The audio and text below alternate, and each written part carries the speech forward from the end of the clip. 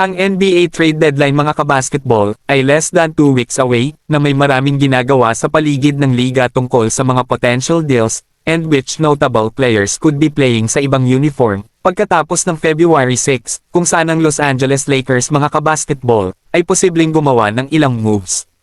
Isang kilalang player mga kabasketball na nakalink sa Lakers during his trade window ay si Jonathan Kuminga ng Golden State Warriors na kamakailan ay humiling sa Warriors na i-trade siya bago ang deadline.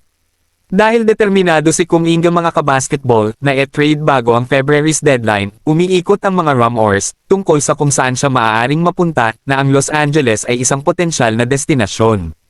Noong Lunes, gayunpaman mga kabasketball, si Brett Siegel ng Clutch Points ay downplayed ang anumang chance ng 23 taong gulang na lumapag sa Lakers, kung saan ang Warriors ay naiulat na hindi interesado sa anumang iaalok ng Los Angeles. Personally, ito ay isang blessing in disguise para sa Lakers, as Kuminga doesn't bring much to the table para sa storied franchise, at hindi talaga makatuwiran para sa kanila na ituloy siya bago ang NBA trade deadline.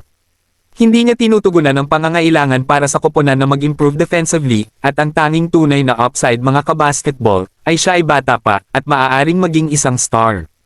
Ngunit he feels redundant with Austin Reeves sa roster, at inaasahang to remain on it for the long term. Ito ay isang interesting development sa Kuminga trade saga, considering what Warriors General Manager Mike Dunleavy Jr. recently said, tungkol sa trade demand ng young forward. Bagamat tila hindi maiiwasan na malapit ng maglaro si Kuminga sa panibagong uniform sa NBA, inaalam pa kung aling koponan will end up trading for him, ngayon man o sa summer.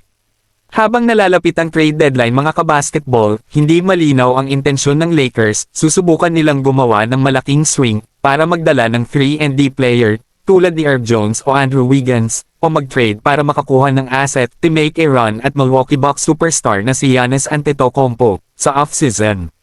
May isang pagkakataon na ang prangkisa ay naninindigan na maaaring hindi angkop sa mga fans, but could be the wise, tactical move, upang maghanda para sa kung ano ang maaaring maging isang game-changing summer for the Lakers.